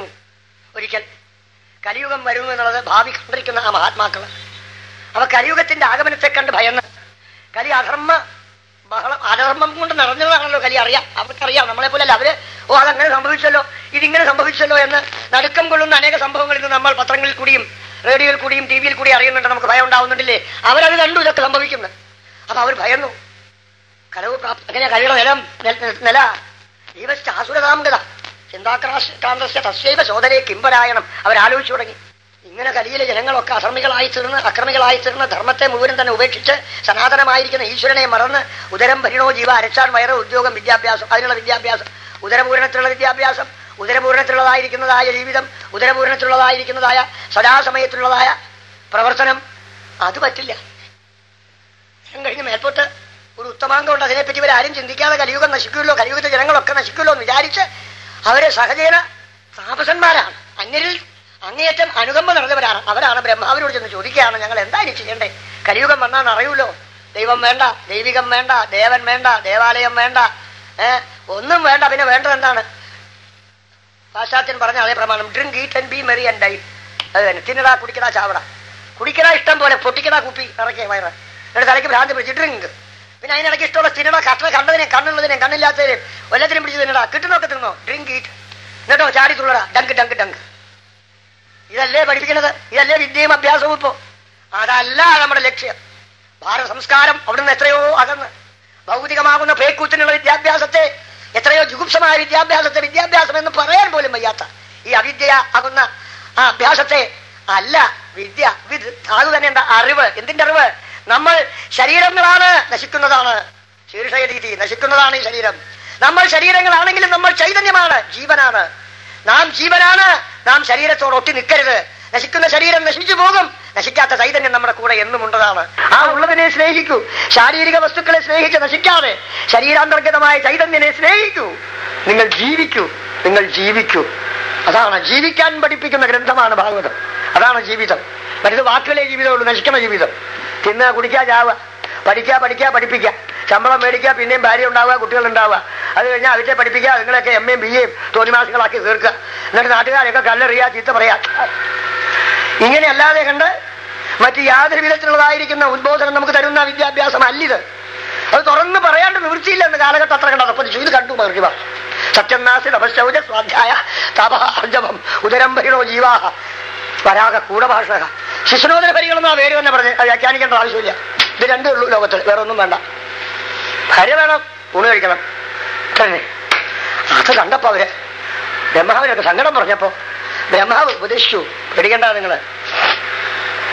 നിങ്ങൾ ഞാനൊരു വിദ്യ കണ്ടുപിടിച്ചു എന്ന് പറയും. ഇതാണ് പറഞ്ഞപ്പോഴേക്കും ഒരു വണ്ടിച്ചക്രം ഉണ്ടായി, മിന്നിക്ക് തുടങ്ങുന്ന ഒരു നേമി വണ്ടിയുടെ പുറത്തുള്ളതായിരിക്കുന്ന വട്ട്. ഈ വണ്ടിയുടെ വട്ട് ഉരുട്ടിപ്പൊക്കോളും. ഭൂമിയിൽ എവിടെയെങ്കിലും ഇരിക്കും ചെല്ലുമ്പോൾ അത് പൊടിഞ്ഞ് താഴെ വീഴും. അവിടെ മുഴുവൻ പൊടിയായി തീരും. അവിടെ ഒരു വനം ഉണ്ടാകും. ആ വനത്തിൽ നിങ്ങൾ ഇരുന്നുള്ളൂ. അവിടെ കരി ബാധിക്കില്ല. നേമി ശീർണമാകുന്ന സ്ഥാനമാകുമ്പോൾ അതിന് നൈമിഷാരണ്യം എന്ന് പേരുമാകും. അങ്ങനെ ഒരരണ്യം ഉണ്ടായി. അവിടെ ഭഗവാനെ ഭജിച്ചുകൊണ്ട് അവരിയ്ക്കുമ്പോഴാണ് വ്യാസശിഷ്യനായ പരമജ്ഞാനിയായ പുരാണത്തിനായിരിക്കുന്ന ആ സൂതൻ അവൾ ശ്രമിക്കുന്നു. ദേവളെ ആദരിച്ചു. ഇപ്പൊ അവര് ഭജിച്ച് പൂജിച്ചതിന്റെ ഫലം കിട്ടി. കാരണം ഭജിച്ച് ഭഗവാനെ ശരിക്കും പൂജിച്ചാൽ ഭഗവാന്റെ മഹിമ മാഹാത്മ്യം അറിയുന്ന മഹാന്മാരെ കാണാൻ സാധിക്കും. സത്സംഗം കൊണ്ടേ പരിപൂർണമായ ഈശ്വരാനന്ദത്തെ അനുഭവിക്കാൻ സാധിക്കുകയുള്ളൂ. മഹാസജ്ജനമായ സൂര്യനെ കണ്ടതും ബഹുമാനിച്ച് ആദരിച്ചിരുത്തിയിട്ട് പറഞ്ഞു, അങ്ങ് ഞങ്ങൾക്ക് പലപ്പോഴും പല കഥകളും പറഞ്ഞു തന്നിട്ടുണ്ടെങ്കിലും ഞങ്ങൾക്ക് ഇപ്പോൾ കേൾക്കേണ്ടത് കഥകളല്ല, കഥാസാരം. ഈ കഥകൾക്കൊക്കെ ഒരു സാരമില്ലേ? ഈ കഥകൾക്കൊക്കെ ഒരു ഹൃദയമില്ലേ? അങ്ങ് പറഞ്ഞ അനേക കഥകളൊക്കെ ഇപ്പൊ ഞങ്ങളുടെ ചെവിയിൽ ഓർമ്മയുണ്ട്. പക്ഷെ ആ കഥകൾക്കൊക്കെയും തന്നെ ഊടും പാവുമായി നിൽക്കുന്ന ഒരു കഥാസാരമുണ്ടല്ലോ. എല്ലാ കഥകളുടെയും അടിസ്ഥാനമായ ഒരു തത്വം. ആ തത്വത്തെ ഞങ്ങൾക്കൊന്ന് പറഞ്ഞു തരണം. ഇപ്പൊ അങ്ങയുടെ വരവ് ഞങ്ങൾക്ക് അതുകൊണ്ട് അങ്ങേയറ്റം സന്തോഷപ്രദമായി തീർന്നിരിക്കുകയാണ്. പിന്നെ ഞങ്ങൾക്ക് വേറെ ചില സംശയങ്ങളുണ്ട് എന്ന് പറഞ്ഞ് താഴെ പറയുന്ന സംശയങ്ങൾ ഉന്നയിക്കുകയാണ്. ഈ കലിയുഗത്തില് ഏതൊരു ധർമ്മത്തെ എങ്ങനെയാണ് അനുഷ്ഠിക്കേണ്ടത്? ജീവശാശ്വതാംഗത ചിന്താക്രാന്തസ്യ തസ്സൈവ ശോധനയെ കിം പരാഹി. ഭക്തിജ്ഞാന വിരാഗം, ഇത് മൂന്നും വേണം. ഭഗവാന്റെ ഭക്തിയും പ്രപഞ്ചം നശ്വരമാണെന്നറിഞ്ഞ് ശരീരവും തദ്വാര നശ്വരം തന്നെയെന്ന് മനസ്സിലായി ശരീരത്തിൽ നിന്ന് അകന്ന് ശരീരാന്തർഗതങ്ങളായിരിക്കുന്നതായ ഇന്ദ്രിയാദികളുടെയും അവരുടെ ആഗ്രഹങ്ങളിൽ നിന്നും അകറ്റി മനുഷ്യനെ ഏകാകാരമാക്കി ആത്മചൈതന്യത്തിലേക്ക് എത്തണം. ഭക്തിജ്ഞാന വൈരാഗ്യങ്ങൾ പ്രപഞ്ചത്തെ വിട്ടുനിൽക്കുവാനും ഈശ്വരൻ തന്നെ ശാശ്വതമെന്നുള്ള ബോധം ഉള്ളിൽ ഉണ്ടാകുവാനും തദ്വാര ഈശ്വര ഭക്തി ഉള്ളിൽ ഊറിയെപ്പോഴും ഈശ്വര പ്രേമത്തിൽ വിടാവാനും സാധിക്കുന്ന മാർഗം അങ്ങ് ഞങ്ങൾക്ക് പറഞ്ഞു തരണം. പിന്നെ ഞങ്ങൾക്ക് മറ്റൊരു വലിയൊരാഗ്രഹമുള്ളത്, ശ്രീകൃഷ്ണ ഭഗവാൻ അവതരിച്ച അത്ഭുത ലീലകൾ പലതും ചെയ്തു. ആ ചെയ്ത ലീലകളൊക്കെയും അത്യന്തം ഉദാരങ്ങൾ, ഉത്തമങ്ങൾ, മധുരങ്ങൾ. പക്ഷെ അവയുടെയൊക്കെയും ഗൂഢാർത്ഥം ഞങ്ങൾക്കറിയില്ല. അങ്ങേപ്പോലെയുള്ളവർക്കേ അറിയുള്ളൂ. അവിടുന്ന് മണ്ണ് നിന്നതിനും ഒരു തത്വം കാണും, അവിടുന്ന് കെട്ടിൽപ്പെട്ടതിനും ഒരു തത്വം കാണും, അവിടുന്ന് ഗോപീജനങ്ങളുടെ വസ്ത്രം അപകരിച്ചതിനും ഒരു തത്വം കാണും, അവിടുന്ന് രാസലീല ചെയ്തതിലും ഒരു തത്വം കാണും, അവിടുന്ന് മാതുലനായിരിക്കുന്ന ആ കംസനെ കൊന്നതിലും മറ്റൊരു തത്വം കാണും. ലൗകികന്മാർക്ക് അത് അറിയില്ല. അങ്ങേപ്പോലെ ഭഗവാങ്കിൽ അഗാധമായി ചിന്തനം ചെയ്ത് അതിൽ തന്നെ എപ്പോഴും ഉലാവിക്കൊണ്ടിരിക്കുന്ന ഒരു മഹാമനസ്കനായ ഹേ വ്യാസശിഷ്യനായ മഹാത്മാവേ സൂത പറഞ്ഞു തരണം. അപ്പൊ അദ്ദേഹം പറഞ്ഞു, വളരെ നന്നായി. എനിക്കും വാസുകൾ കേൾക്കാൻ ആഗ്രഹമുള്ള ആളോട് പറഞ്ഞാൽ കൊള്ളാമെന്നുണ്ട്. ഞാനത് ആഗ്രഹിച്ചിട്ട് തന്നെയാ ഇപ്പൊ ഇങ്ങോട്ട് വന്നത്. പക്ഷെ നിങ്ങളൊക്കെ കൂടി ഭഗവാന്റെ ഉത്സവ ഭക്തന്മാരായി ഈശ്വരനെ പൂജ ചെയ്തുകൊണ്ടിരിക്കുമെന്ന് എനിക്ക് മനസ്സിലായി. നിങ്ങളോട് തന്നെയാ പറയാനും ഉത്സാഹം. എന്നാൽ നിങ്ങൾ വിഷമിക്കൊന്നും വേണ്ട. ഭഗവാൻ നിങ്ങളുടെ ഈ എല്ലാ ചോദ്യങ്ങൾക്കും ഉത്തരം പറയുന്ന ഒരു ഗ്രന്ഥം ഗുരുനാഥനായ വ്യാസൻ എഴുതിയത് ഞാൻ പഠിച്ചുകൊണ്ട് ഇങ്ങനെ നടക്കുകയാണ്. ഭാഗവതം ഭാഗവതം എന്ന് നിങ്ങൾ കേട്ടിട്ടില്ലേ? കേട്ടിട്ടുണ്ട്. അതാണ് നന്നായിതായവർ. എന്നാ ആ ഭാഗവതം എന്ന പുരാണത്തിൽ ഇതെല്ലാം ഉൾക്കൊണ്ടിരിക്കുന്നു. കലിയിലെ എങ്ങനെ ധർമ്മത്തെ അനുഷ്ഠാനം ചെയ്യണമെന്ന്, അത് മറ്റു യുഗങ്ങളിലെ അനുഷ്ഠാനങ്ങൾക്കും കലിയുഗത്തിലെ അനുഷ്ഠാനങ്ങൾക്കും തമ്മിലുള്ളതായിരിക്കുന്ന വ്യത്യസ്ത ഭാവങ്ങൾ എന്തെന്ന്, ഭഗവാൻ അത്യന്തം ഉദാരങ്ങളായിരിക്കുന്ന അവതാരങ്ങളെ ചെയ്തത് ഏതേത് ഉദ്ദേശങ്ങളെ കൊണ്ടെന്ന്, അതുപോലെ തന്നെ എല്ലാവിധങ്ങളാകുന്നതായ ദുഃഖങ്ങളെ ഇല്ലാതാക്കാൻ ശാശ്വതമായ സമാധാനം വരുവാനുള്ള പരമശ്രേയസിന്റെ മാർഗം ഏതെന്ന്, അതുപോലെ തന്നെ ഭക്തിയും ജ്ഞാനവും വൈരാഗ്യവും ഉണ്ടാകുവാനുള്ളതായിരിക്കുന്ന എളുപ്പമാർഗം എന്തെന്ന്, അത് അനുഷ്ഠിക്കേണ്ടത് എങ്ങനെയെന്ന്, ഇതൊക്കെ നിങ്ങളുടെ സർവ്വ അംശങ്ങളെയും ഒന്നിച്ച് കൂട്ടിപ്പെരുക്കി വെച്ച് നോക്കുകയാണെങ്കിൽ ഭാഗവതം ശാസ്ത്രം കലവും കിരേണ ഭാഷിതം. നാഥനായിരിക്കുന്ന വ്യാസമഹർഷിയുടെ ഉത്തമപുത്രനായി അവധൂതാഗ്രഗണ്യനായി പരമഹംസനായി ശുഗൻ എന്ന നാമധേയത്തിൽ അറിയുന്ന ആ പരമമുനീനാം പരമഗുരുവായ അദ്ദേഹത്തിനാൽ പറയപ്പെട്ട ആ ഭാഗവതം അത് ശാസ്ത്രമാണ്. അത് സത്യത്തെ മാത്രമല്ലാതെ മറ്റൊന്നിനെയും പ്രഖ്യാപിക്കാത്തത് എന്നതിന് ആ ശാസ്ത്രമാണ്. അതിൽ മറ്റൊന്നും പറഞ്ഞിട്ടില്ല. മറ്റു പുരാണങ്ങളിലൊക്കെ അർത്ഥം വർണ്ണിക്കാൻ വേണ്ടി ചിലപ്പോൾ കൂട്ടിച്ചേർക്കും. സത്യത്തിനെ ഒന്നുകൂടി വിസ്തരിച്ച് വ്യാഖ്യാനിക്കാൻ വേണ്ടി ചില അസത്യങ്ങൾ അതിൽ പ്രസ്താവിച്ചിരിക്കും മറ്റു പുരാണങ്ങളിൽ. ഇവിടെ അതില്ല. ഇവിടെ സത്യം സത്യം സത്യം കൂട്ടിപ്പെരുക്കി പറയലില്ല. ഉള്ളതിനെ അങ്ങേയറ്റം മധുരമായി വർണ്ണിച്ചിട്ടുള്ള ശാസ്ത്രമാണ്, ശാസ്ത്രവും കൂടിയാണ് ഇതം ഭാഗവതം നാമപുരാണം ബ്രഹ്മസംഹിതം. വേദം മുഴുവനും ഒന്നിച്ചു തലയാട്ടി അതിന്റെ തത്തുല്യമായിരിക്കുന്നതായ മഹിമ ഉള്ളതായ ഗ്രന്ഥമാണ് ഭാഗവതം. കാരണം ഇതിന് മറ്റൊരു പ്രത്യേകത കൂടിയുണ്ട്. നിഗമ കൽപ്പതരോർ ഗളിതം ഫലം സുഖമുഖാട് അമൃതദ്രവ സംയുതം. അതാണ് ഇതിന്റെ പ്രത്യേകത. അല്ലെങ്കിൽ സജ്ജനങ്ങളെ എന്ന് പറയാം, ഒരു മരത്തിന്റെ യോഗ്യത അറിയണമെങ്കിൽ ഫലത്തിലല്ലേ. നമ്മുടെ വീട്ടിന്റെ മുറ്റത്ത് നല്ലൊരു ഗംഭീരൻ മാവ് നിൽക്കുന്നുണ്ട്. അതിന്റെ ഇല കടിച്ചാൽ ചവർക്കും, അതിന്റെ തോല് തിന്ന കല്ലും പൊട്ടും സർവവും പൊട്ടും സ്വാദുമില്ല. അതിന്റെ വേരിൽ ആകപ്പാടൊരു കയ്പായിരിക്കും. അതിൽ നിന്നുണ്ടാവും നല്ല വൃശ്യമാസമാകുമ്പോ ചെറിയ പൂക്കള്, ധനുമാസമാകുമ്പോ കണ്ണി മാങ്ങകള്, മകരമാസങ്ങളുടെ ആവുന്ന സമയത്തിൽ അങ്ങനെ വീഴായി കണ്ടാൽ കൊതിയാവുന്ന മാങ്കഴകൾ വീണാൽ തൊട്ടാൽ അത് മുഴുവൻ മധുരം മധുരം മധുരം മധുരം. അതിലെ മാവിനയുടെ ചവർപ്പില്ല, മരത്തിന്റെ തൊണ്ടിന്റെ കാഠിന്യമില്ല, സർവത്ര രസം. ഇതുപോലെ വേദമാകുന്ന കൽപ്പവൃക്ഷത്തിൽ ഒരേ ഒരു പഴം ഉണ്ടായുള്ളൂ, മാവിൽ അനേകം പഴം ഉണ്ടാവും. അതാണ് ഈ പഴം ഭാഗവതം. സുഖമുഖാത് അമൃതദ്രവ സംയുതം ഗളിതം. സാക്ഷാൽ ആ സുഖ ആചാര്യന്റെ നാക്കുകളിൽ നിന്ന് അമൃതം ഒഴുകുന്ന പോലെ ഒഴുകി ഒഴുകി ഒഴുകി അങ്ങനെ വരുന്നതാണ് ആ ഭാഗവതം. അതെങ്ങനെയുള്ള രസമാലയം, രസത്തിന്റെ ആലയവുമാണ്. ലയിക്കുന്നവരെ പാടേണ്ടതുമാണ്. മരിച്ചാലും ഇത് നിർത്തരുതെന്നാണ് പിന്നെയും പാടുന്നത്. മുഹു വീണ്ടും വീണ്ടും. ഞാൻ ഒരു സപ്താഹം കഴിഞ്ഞു, ഇപ്പൊ വെറുതെ ഇരിക്കുക. അരുതേ അരുത് അരുത്, അവൻ തൊലഞ്ഞു നടത്താം. സപ്താഹം കഴിഞ്ഞു ഇവിടത്തെ ഇനി അടുത്തത് വരണു. ഇങ്ങനെ വീണ്ടും വീണ്ടും മുഹുരഹോ രസികാഹ ഭൂവി ഭാവുകാഹ. എല്ലാവർക്കും ആ ഭാഗ്യം കിട്ടില്ല. സുഹൃതം എത്ര ഉണ്ടാവണമെന്നാ പറഞ്ഞറിയുമോ? കോടി ജന്മസമുത്തേന സുഹൃതേന ഇവ ലഭ്യതയെന്ന്. ഒരു ജന്മം പോരാ, 1000 ജന്മം പോരാ, 10,000 ജന്മം പോരാ. സജ്ജനങ്ങളെ, നിങ്ങൾ കോടി ജന്മത്തിൽ സുഹൃതം ചെയ്തു. ഇവിടെ പാപത്തിന്റെ കണികളുള്ളവർ വരില്ല. പരിപൂർണ പുണ്യത്തിന്റെ പുഞ്ചങ്ങളെ ഇവിടെ വരുള്ളൂ, സംശയമില്ല. കോടി ജന്മ സമുത്തേന പുണ്യേന ഇവ ലഭ്യതേ. കാരണം സതു വേദാർത്ഥ സംഹിത അതാണ്. വേദം മുഴുവനും ഈശ്വരനെ കുറിച്ചുള്ള അറിവാണ്. അതിന്റെ മുഴുവനും തന്നെ കൂട്ടിപ്പെരുക്കി എടുത്ത് തിരട്ടി പാല് പോലെ, പാല് തിരട്ടി പഞ്ചാരയിട്ട് ഗുളകുളമായിട്ട് വരണില്ലേ, അതുപോലെയാണ് ഈ ഭാഗവതത്തിന്റെ രസം. അതുകൊണ്ട് ഇത് തന്നെ മതി, നിങ്ങളുടെ സർവ്വ സംശയങ്ങളും തീരും. അപ്പൊ അവർക്കൊരു സംശയം, അതെന്താ ഈ വേദവും വേദാന്തവും ഒക്കെ ഉണ്ടല്ലോ ഭക്തിജ്ഞാനങ്ങളെ വർദ്ധിപ്പിക്കാൻ, അതും ഇതുമായിട്ട് തത്തുല്യത പറയാമില്ലേ? അബദ്ധായി തത്തുല്യതയോ? ബ്രഹ്മാവ് പരീക്ഷിച്ച കഥ നിങ്ങൾ കേട്ടിട്ടില്ലാവോ? ഞാൻ പറയാം. ബ്രഹ്മാവ് ഒരു ദിവസം നിങ്ങൾക്കുണ്ടായ സംശയം അദ്ദേഹത്തിന് ഉണ്ടാക്കി, നമ്മുടെ സംശയം തീർക്കാൻ വേണ്ടിയിട്ട്. അതോളയൽ സാധന അന്യജ ലഘുന്യന്യാനി ജാതാനി ഗൗരവേണ ഇതം മകൻ. അങ്ങനെ സംഭവം ഉണ്ടായി. അത് നിങ്ങൾ മനസ്സിലാക്കിയിട്ടില്ല? ഇല്ല, ഒന്ന് പറയൂ. അതോ ബ്രഹ്മാവിനെ ഇപ്പൊ നിങ്ങൾക്ക് തോന്നിയ പോലെ വേദം, ഉപനിഷത്തുകള്, ജ്ഞാനകാണ്ഡ സമുച്ചയങ്ങളായിരിക്കുന്ന നിരവധി സംഹിതകള്, അതൊക്കെ അദ്ദേഹം നോക്കിയിട്ട് ഭാഗവതവും നോക്കി. അങ്ങനെ ഒരു സംശയം, ഈ ഭാഗവതവും ഇതുമായിട്ട് വലിയ വ്യത്യാസം ഇല്ലാന്ന് തോന്നണമല്ലോ. ഒരു കാര്യം ചെയ്യാം, ഒരു ക്ലാസ് കെട്ടിവെച്ച് നോക്കാം. ഈ ക്ലാസ് എന്നുള്ളത് ഒരു ഉൾപ്രേക്ഷയാണ്. ക്ലാസ് കെട്ടിയാൽ ഭാഗവതം ഒരു പുസ്തകമേ ഉള്ളൂ, അത് പൊങ്ങിത്തന്നെ നിൽക്കും. മറ്റു പുസ്തകങ്ങളൊക്കെ താഴാർത്ഥത്തിലല്ല. അദ്ദേഹത്തിന്റെ മനസ്സൊരു ക്ലാസ്സാക്കി. ഇങ്ങനെ ഭാഗത്തെ തട്ടിൽ സർവ്വഗ്രന്ഥങ്ങളുടെ സാരത്തെ അദ്ദേഹം എടുത്തെടുത്ത് വെച്ചു. പക്ഷെ അത് എത്ര എടുത്തു വെച്ചാലും ഇങ്ങേ ഭാഗത്ത് ഭാഗവതം വെച്ചു, അത് ഘനപ്പെട്ട് തന്നെ ഇരിക്കണം. ഇങ്ങേ ഭാഗത്തെ തട്ട് പൊങ്ങണേയില്ല. വേദം 4, വേദസംഹിതകൾ മുഴുവൻ, മന്ത്രങ്ങൾ മുഴുവൻ, ഉപനിഷത്ത് ഉപനിഷത്തുകൾ മുഴുവൻ, ഉപപുരാണങ്ങൾ മുഴുവൻ, പുരാണങ്ങൾ മുഴുവൻ. എന്നിട്ടും അതങ്ങനെ പോയി അല്ലാണ്ട് ഇതിനനക്കമില്ല. അപ്പൊ അദ്ദേഹം നിശ്ചയിച്ചു ഭാഗവതത്തിന്റെ ഘനം, പക്ഷെ അത് ഗ്രന്ഥത്തിന്റെ ഘനമല്ല, ഭാഗവതത്തിലെ അർത്ഥത്തോടു കൂടിയതായിരിക്കുന്നതായ ദിവ്യമായ ഭഗവത് ഗുണഗണങ്ങളെ വർണ്ണിക്കുന്ന ആ മന്ത്രങ്ങളുടെ ഘനം, അതിനുള്ളതായിരിക്കുന്നതായ ഭക്തന്മാരെ അനുഗ്രഹിച്ച് ആകർഷിച്ച് സർവഭാവ വിമുക്തമാക്കുവാനുള്ള ശക്തി ഭാഗവതത്തിന് തുല്യം വേറെ ഒന്നുമില്ല എന്ന് ബ്രഹ്മാവ് പരീക്ഷിച്ചറിഞ്ഞതാണ്. അതെന്താ അങ്ങനെ ഒരു ശക്തി ഇതിന് വന്നത്? അപ്പൊ അതിലെന്തോ ഒരു പ്രത്യേകതയുണ്ടല്ലോ. അത് നിങ്ങൾക്ക് വേണ്ടി ഞാൻ പറയാം. ഒരിക്കൽ ഈ കഥ പരീക്ഷിത് മഹാരാജാവ് കേൾക്കാനിരുന്നു. അപ്പോ ദേവന്മാരൊക്കെ വലിയ സുവർണ കുംഭത്തിൽ ദേവലോകത്തിലെ അമൃതം കൊണ്ടുവന്നു. എന്നിട്ട് സുഖം നഷ്ടാവതൻ സുഖാത്മാവിനെ നമസ്കരിച്ചു.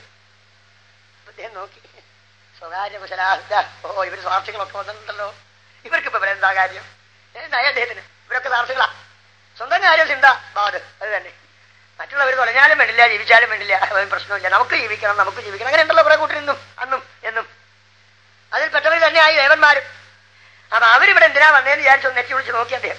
അപ്പൊ അവര് വന്നിട്ട് പറഞ്ഞു, ഞങ്ങള് വന്നിരിക്കുന്നത് അമൃതകുംഭം കൊണ്ടുവന്നിരിക്കുകയാണ്, ഇദ്ദേഹത്തിനെ വിഷം നിറഞ്ഞുള്ള തക്ഷകൻ കടിച്ചോട്ടെ, ഈ അമൃതം കുടിച്ചാൽ അദ്ദേഹം ജീവൻ കൊടുക്കാലോ.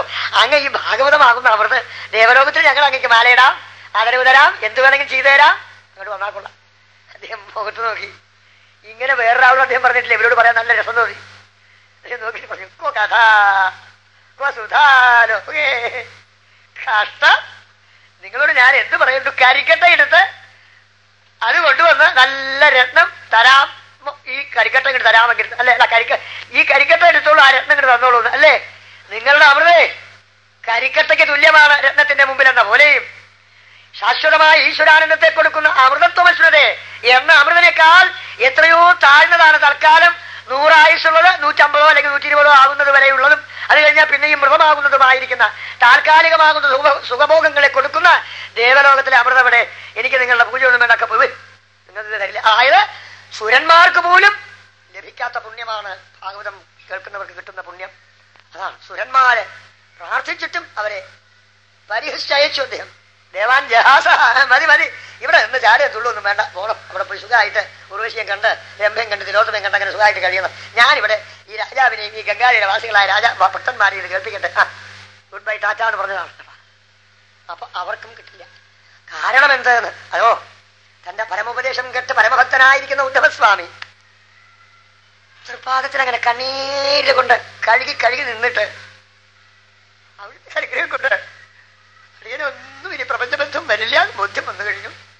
അടിയൻ ഇനി മുക്തി എന്നുള്ളതായിരിക്കുന്ന ഒരവസ്ഥയ്ക്ക് വേറെ എങ്ങും തേടേണ്ടതില്ല എന്നും മനസ്സിലായി കഴിഞ്ഞു. പക്ഷെ ചെറിയൊരു അഭിപ്രായം, ഭക്തകാര്യം വിചാരില്ല. പാവങ്ങൾക്ക് അടിയുഗത്തിൽ വരുന്ന ജനങ്ങൾക്ക് ഈ മനോഹരമായ രൂപങ്ങൾ മറച്ചു കഴിഞ്ഞാൽ പിന്നെ അവരെന്ത് ചെയ്യേണ്ടു? ഭഗവാനെ സന്തോഷം തോന്നി.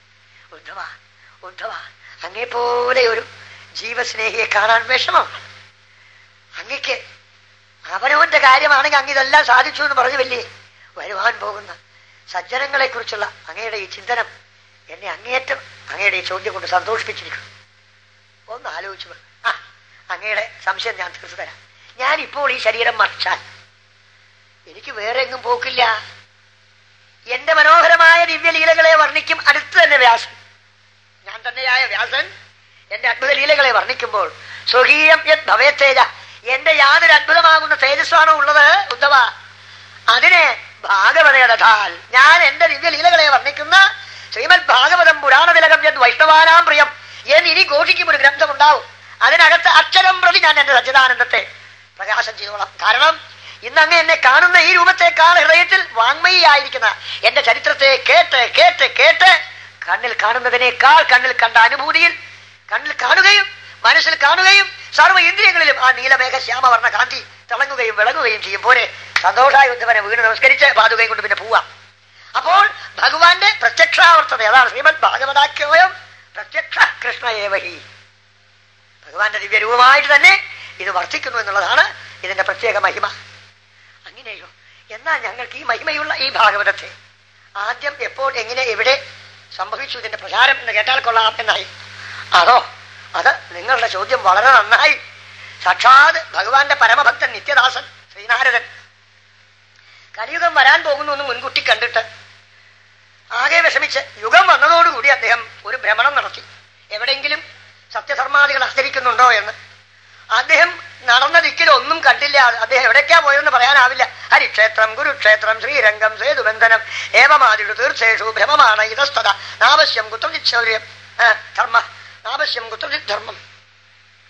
എവിടെയും നോക്കിയാലും ധർമ്മമില്ല. എവിടെയും പിന്നെ എന്താ ഉള്ളത്? അവിടെയൊക്കെയും കലിന അധർമ്മമിത്രേണ, ധർമ്മത്തിന്റെ മിത്രമായ കാര്യം അങ്ങനെ കൊടി ഉയർത്തിയിരിക്കുക. എവിടെ നോക്കിയാൽ ഏഹായി മേമേ, ഗേഹായി മേമേ, ധാരായി മേമേ, പുത്രായി മേമേ, എന്റെ കുട്ടികളെ, എന്റെ കുടുംബങ്ങളെ, എന്റെ ധനം, എന്റെ യോഗ്യത, എന്റെ തന്റേടം, എന്റെ മിടുക്ക്, ഇങ്ങനെ എന്റെ അല്ലാണ്ട് ഒന്നുമില്ല. കൈവളർച്ച് വിട്ടുപോകുന്ന മനുഷ്യൻ അവന്റെ ശരീരം പോലും അവന്റെ അല്ലെന്നുള്ളതിനെ മറന്ന്, അവൻ കൂടെ കൊണ്ടു നടക്കുന്ന മരണം എന്ന മൂന്നക്ഷരത്തെയും മറന്ന്, അവൻ നിത്യനെന്ന് തെറ്റിദ്ധരിച്ചുകൊണ്ട് മായാ പ്രപഞ്ചത്തിലെ നശിക്കുന്ന വസ്തുക്കളെ എന്റെ നിത്യം തെറ്റിദ്ധരിച്ച് നിത്യമായ ഈശ്വരനെ വിട്ട് അനിത്യമായ പ്രപഞ്ചത്തിന്റെ പിന്നിൽ അങ്ങനെ ഓടുകയാണ് ഈ കൊച്ചുകുട്ടികൾ അവനവന്റെ നിഴൽ പിടിക്കാൻ പോകുന്ന പോലെ. കണ്ട് സങ്കടപ്പെട്ടു അദ്ദേഹം. അങ്ങനെ സങ്കടപ്പെട്ട് വരുമ്പോഴാണ് ആകാശഗമനം ചെയ്ത് വൃന്ദാവനത്തിന്റെ ഉപരിയിലെത്തിയ അദ്ദേഹം. വൃന്ദാവനത്തിന്റെ ഉപരിയിൽ വന്നപ്പോൾ അദ്ദേഹം നോക്കുമ്പോൾ ഒരു സ്ത്രീരത്നം അവിടെ നിന്നുകൊണ്ട് ഇങ്ങനെ കരയുന്ന കാഴ്ചയാണ് അദ്ദേഹം കണ്ടത്. അതും കരയുന്നതോ വാസ്തവത്തിൽ ആ സ്ത്രീ കരയാൻ പാടില്ലാത്ത പ്രായമാണ്. നല്ല യൗവനമാണ്. മുടി അഴിച്ചിട്ട് മാറിൽ അടിച്ച് തൊഴിച്ച് തേങ്ങി തേങ്ങി കരയുന്നു. അതിസുന്ദരിയുമാണ്. ഈ പാവം സുന്ദരിക്ക് എന്തു പറ്റി? എന്തേ ഇവൾ മുടിയല്ല അഴിച്ചിട്ട് ഇങ്ങനെ കരയുന്നു ഈശ്വര എന്ന് ചിന്തിച്ച് നിൽക്കാൻ ആരും. അപ്പൊ അതിനേക്കാൾ മനോവേദന ഉണ്ടാകുന്ന മറ്റൊരു കാഴ്ച. ഈ സ്ത്രീയുടെ മുമ്പിൽ രണ്ട് വൃദ്ധന്മാർ കിടന്ന് മരണത്തിന് സമാനമായി. മരിക്കാൻ അധികം സമയം വേണ്ട. ശ്വാസം വലിക്കണോ കിട്ടണില്ല, ശ്വാസം വലിക്കണോ കിട്ടണില്ല, കണ്ണൊന്നും വിളിക്കാൻ നോക്കണോ വിളിക്കാൻ പറ്റണില്ല. അങ്ങനെ ആകെ മരണവക്ത്രത്തിൽ എത്തിയിരിക്കുന്നു രണ്ട് വയസ്സന്മാർ. വേറെ ചില സ്ത്രീകളെ ഇടവും വരവും വന്ന് ഈ സ്ത്രീക്ക് പല സാന്ത്വനങ്ങളൊക്കെ പറയുന്നുണ്ട്. അതൊന്നും കേൾക്കുന്നില്ല. ആ സ്ത്രീ പിന്നെയും നിങ്ങളൊന്നും പറഞ്ഞിട്ട് കാര്യമില്ല, എന്റെ വിധി ഇതായില്ലേ എന്നിങ്ങനെ തേങ്ങുന്ന സമയത്തിലാണ് മഹർഷി മുകളിൽ കൂടി പോണത്. മഹർഷി ആർക്കും കാണാൻ പറ്റില്ല. ഇതാണ് അദ്ദേഹത്തിന്റെ സ്വതവേയുള്ള നില. അദ്ദേഹത്തിന് അത്ഭുതം തോന്നി. ആ ആർക്കും കാണാൻ സാധിക്കാത്ത മഹർഷിയെ ഈ ശ്രീരത്നം കണ്ടുപിടിച്ചു. സാധോ ക്ഷണം തിഷ്ട ചിന്താമ വിനാശക. മഹാത്മാവേ, നാരദ മഹർഷിയെ ഒന്നിവിടെ എഴുന്നള്ളേന്ന് അദ്ദേഹത്തിന് അത്ഭുതമായി. ഈ സ്ത്രീക്ക് എങ്ങനെ മനസ്സിലായി എന്നെ? ആരായാലും ഈ ദുഃഖം എന്താണ് കാരണം? ഇതിന് ആരാണ് ഭവതിക്ക് അറിയണമല്ലോ. കാരണം നാരദ മഹർഷിക്ക് അങ്ങനെയാണ് സ്വഭാവം തന്നെ. ഭഗവാന് സമാനമാ ദയാലുത്വം. മറ്റൊരാളുടെ ദുഃഖം കാണുകയാത്ത ആളാ അദ്ദേഹം. സജ്ജനങ്ങൾ ദുഃഖിക്കണം കണ്ടാൽ നീറും എന്റെ ഹൃദയം. അതിനാൽ അലിയുന്ന വെണ്ണയേക്കാൾ അലിവാർന്ന അദ്ദേഹം അങ്ങനെ അവിടെ വന്ദിച്ചുകൊണ്ട് ചോദിച്ചു, ഭവതി ആരാന്ന് എനിക്ക് മനസ്സിലായി. അപ്പൊ കുറെ കൂടി നെടുവീർപ്പെട്ടുകൊണ്ട് കഴിഞ്ഞു, അങ്ങയ്ക്ക് പോലും എന്നെ കണ്ടാൽ മനസ്സിലാവാണ്ടായില്ലേ? ആണോടാ, അങ്ങയ്ക്ക് പോലും എന്നെ കണ്ടാൽ മനസ്സിലാവില്ല. അപ്പൊ ഞാൻ ഈ സ്ത്രീയെ അറിയോ? എനിക്ക് ഭവതിയെ നല്ലവണ്ണം മനസ്സിലായി. അഹം ഭക്തി ഇരിക്കാണ്. അയ്യോ, ഭവതിക്ക് എന്താ ഇങ്ങനെ രൂപഭാവം വന്നത്? എന്നെ അവിടേക്ക് അറിയില്ലേ? വൈകുണ്ഠന്റെ പ്രിയതമയായിരിക്കുന്ന ഭക്തിറാണിയാണ് ഞാൻ. ഭഗവാന് ലക്ഷ്മി റാണിയെക്കാളും ഭൂമണ്ഡലത്തിൽ അവതരിച്ചപ്പോൾ ഉണ്ടായ സീതാദേവിയെക്കാളും രുക്മിണി ദേവിയെക്കാളും സത്യഭാമയെക്കാളും സർവ പ്രിയമകളെക്കാളും പ്രിയതമയായിട്ടൊരു റാണിയുണ്ട്. ആ റാണി ഭക്തിറാണി എന്ന പേരാണ്. ആ റാണിക്ക് സദാസമയത്തിലും വൈകുണ്ഠത്തിൽ മറ്റുള്ളവരെക്കാളും എപ്പോഴും ഭഗവാനെ വശീകരിച്ചിരിക്കുന്ന റാണിയാണ്. അപ്പൊ പറയാണ്, അന്ന് എന്നെ ഭഗവാൻ വൈകുണ്ഠത്തിൽ ഓമനയായി കെട്ടിപ്പിടിച്ച് ഉമ്മ വെച്ച് ആലിംഗനം ചെയ്ത് തന്റെ ദിവ്യശക്തിയാൽ രണ്ട് പുത്രന്മാരോടുകൂടി, ജ്ഞാനമെന്നും വൈരാഗ്യമെന്നും എനിക്ക് രണ്ട് പുത്രന്മാരുണ്ടായി ഭഗവാങ്കൽ കൂടി. അവരോടുകൂടി നീ ഇനി ഭൂമിയിൽ ചെന്ന് ഭൂമിയിലെ എന്റെ ഭക്തന്മാരെ പോഷിപ്പിക്കുമെന്ന് പറഞ്ഞ് അയച്ചപ്പോ കൂടെ അങ്ങ് നിന്ന് കണ്ടില്ലേ? അതെ അതെ, ആ പുത്രന്മാരെ അങ്ങേക്ക് അറിയില്ലേ? ഓ, അറിയുമല്ലോ. നോക്കൂ, അവരാണ് ഈ കിടക്കുന്നത്. കണ്ണു തള്ളി നാരദ മഹർഷിക്ക്. ആ തരുണന്മാരായിരിക്കുന്ന വിശിഷ്ട പുത്രന്മാര്, താരുണ്യം വിടാത്തതായിരിക്കുന്ന സ്ത്രീരത്നമായ അമ്മ, താരുണ്യവും കഴിഞ്ഞ് യൗവനവും കഴിഞ്ഞ് വാർദ്ധക്യത്തിന്റെ അങ്ങേ തലയിലെത്തിയ രണ്ട് പുത്രന്മാര്. അതെ, ഞാൻ അതാണ് ആലോചിക്കണേ, എന്താ ഇങ്ങനെ സംഭവിച്ചത്? ഇവർക്ക് നടക്കാൻ വയ്യ, ശ്വാസം വിടാൻ വയ്യ, വല്ലാതെ കട്ടത്തിലായിരിക്കുന്നു. ഇവരെ എന്നെയും അങ്ങ് രക്ഷിക്കണം. എന്താണ് ഇതിന്റെ അർത്ഥം? ഇങ്ങനെ കഥ പറഞ്ഞപ്പോ നമുക്ക് ആ കഥയിൽ കൂടി, ആ കഥാപാത്രങ്ങളിൽ കൂടി ജ്ഞാനത്തിന്റെയും വൈരാഗ്യത്തിന്റെയും കലിയുഗത്തിലെ നിലയൊന്ന് മനസ്സിലാക്കി തരാൻ വേണ്ടി ഒരു ഉൾപ്രേക്ഷയാണ് അവിടെ വ്യാസമഹർഷി സങ്കല്പിച്ചതെന്നർത്ഥം. എന്താണ് ജ്ഞാനം? വാർദ്ധക്യത്തെ പ്രാപിച്ച ആർക്കും വേണ്ട എന്തൊരു ജ്ഞാനമിടോ. മുമ്പേ പറഞ്ഞ തന്നെ drink eat and be Maria, തന്നെ ചാവട അടിക്കണം കുടിക്കണം. ജ്ഞാനം എന്തൊന്നും ജ്ഞാനം? അതൊന്നും ജ്ഞാനമൊന്നുമല്ല. ജ്ഞാനം എന്ന് പറഞ്ഞാൽ physiology, physics, chemistry, botany, zoology, സർവോളജിയും തന്നെ. ഇതാ ജ്ഞാനം. അല്ലാണ്ട് ഇതെന്ത് പഠിച്ചിട്ട് കാര്യം? ഇതുകൊണ്ട് വല്ലതും കെറ്റുമെന്നാ? ഇതൊക്കെ പഠിച്ചാൽ വായിൽ ചോറ് പോകില്ലല്ലോ എന്നാ പറയണത്. അതാണ് ഈശ്വരജ്ഞാനമാകുന്ന ആത്മജ്ഞാനത്തെ തീരെ വേണ്ടെന്ന് വെച്ച് വെറുക്കുന്ന കാലം. അതാണ് ജ്ഞാനം വാർദ്ധക്യത്തെ പ്രാപിച്ചു എന്നർത്ഥം. അത് തന്നെ വൈരാഗ്യം. ഓ, ഇതൊക്കെ വിട്ടു പോകുമെന്ന് പറഞ്ഞുകൊണ്ടിരുന്ന ഇതൊന്നും വേണ്ടെന്നാണോ? സ്വാമിയാർക്ക് അത് പറഞ്ഞിട്ട് പോകാം. മനസ്സിലായോ? നമുക്ക് കുട്ടി പഠിക്കുകയാണ്, BSc മൂന്നാമത്തെ കൊല്ല. അവളെ നാളെ ഫീസ് അടയ്ക്കണം, ഏപ്രിൽ മാസത്തിൽ പരീക്ഷ. ഇതും കേട്ടുകൊണ്ടിരുന്നാലേ മുതലാവും. പെണ്ണെ എനിക്ക് പഠിക്കാൻ പോകും. നല്ല ഏർപ്പാടായത്. രാമന്മാരൊക്കെ അവരിതൊക്കെ പറയും ഭ്രാന്തന്മാര്. വൈരാഗ്യം വേണ്ടേ വേണ്ട, ഇതൊക്കെ ഉണ്ടെന്നാ പറഞ്ഞു. ഇതൊക്കെ ഉണ്ട്, കൂടെ ഉണ്ട്. ഓ ഇതൊക്കെ ഉണ്ട്, ഇതെല്ലാം കൂടെ ഉണ്ട്. പ്രഹ്ലാദൻ പറഞ്ഞതുപോലെ കഥം പ്രിയായ എന്നാണ്. ഇവരൊക്കെ വിട്ടിട്ട് ഈശ്വരനെ വഹിക്കാൻ പറ്റുമോന്നാ ചോദിച്ചത്. പ്രഹ്ലാദൻ ചോദിക്കും, അനുഗംഭിതായ അവരിലങ്ങനെ എന്റെ കൊച്ചു മകന്റെ മകനായി, ഇത് മകന്റെ മകളുടെ മകനാണിത്, ഇവൻ മടിയിൽ വന്നിരിക്കുമ്പോ എന്തൊരു സുഖമാണ്. എത്ര നാൾ ഇരുന്നോ തന്റെ മടിയിൽ ഇത്, ഇനി എത്ര നാൾ ഇരിക്കും വിദ്യാനേ.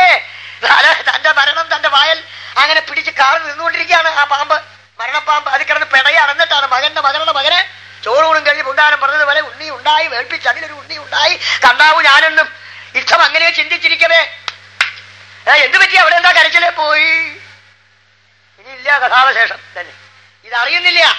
അപ്പൊ അതും വേണ്ടാണ്. അതൊക്കെ അവിടെ ഇരിക്കും, അതൊക്കെ പുരാണത്തിലെ നമുക്ക് കസർത്ത് തന്നെ.